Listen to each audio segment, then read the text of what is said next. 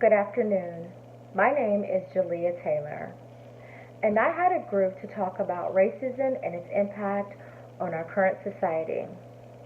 My group met on Wednesday, 13 February at 11 o'clock in Building 416.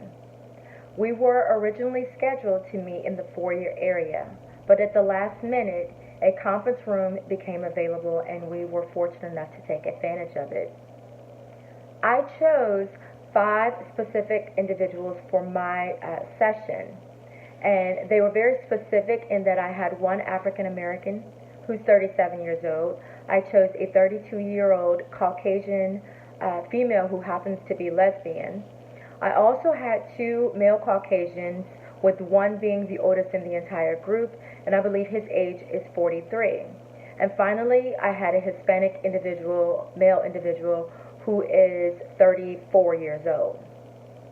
I have had conversations, discussions on the intellectual level with all five of these individuals, but I had never had a session with any of them at once. So it was, I specifically chose them because they're all very great debaters, and I chose them to see what conclusion we could come to.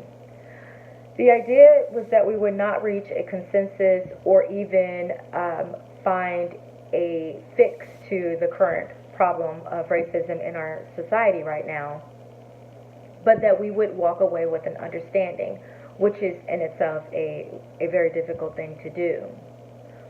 As far as the group dynamics and the content and the process, each individual respected the other, but there were moments, because of the sensitivity of the topic, where some were a little more animated or a little more heated about either the responses or even about their own expression in itself.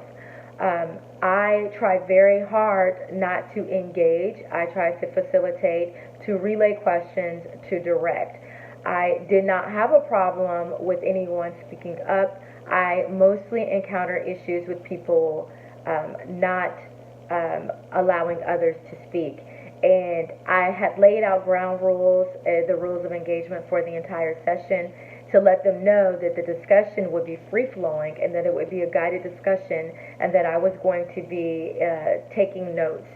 When we were in the setting, I specifically sat far back so that I was not a part of the group, because I did not want the group to look to me for answers, for right answers, wrong answers, or anything of that sort. I just wanted to facilitate, and if they weren't hitting certain points that I thought they should have hit, then I would try to intervene with a spontaneous question.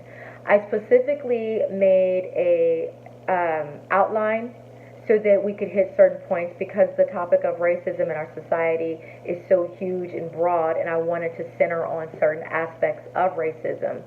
We did not go into any details of any stories, although a couple of people did have stories to tell. Amongst the group, the people who I thought would be the most heated actually were the most heated, and I found myself, if I had to do an assessment of myself, I would say that it was very difficult for me not to be a part of that discussion.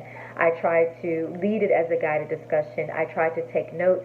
I even got up and I summarized a couple of times on how people were doing, but overall, I did participate more than I wanted to, and it caused me to be off in the way that I facilitated the group.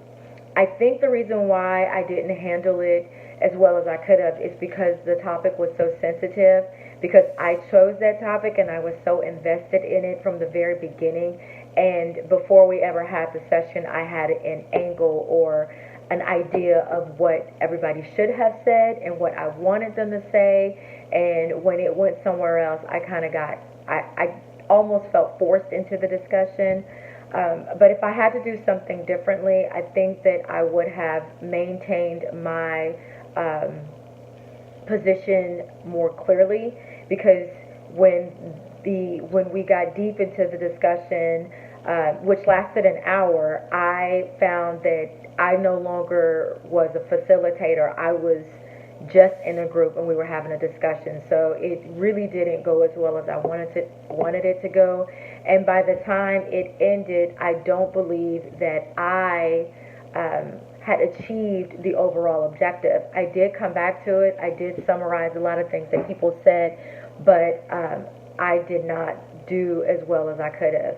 I think that when you're leading a group and you have to stick to your agenda, I also think that I would have done some sort of PowerPoint that had at least had my main points on the slide so that we can stay on topic.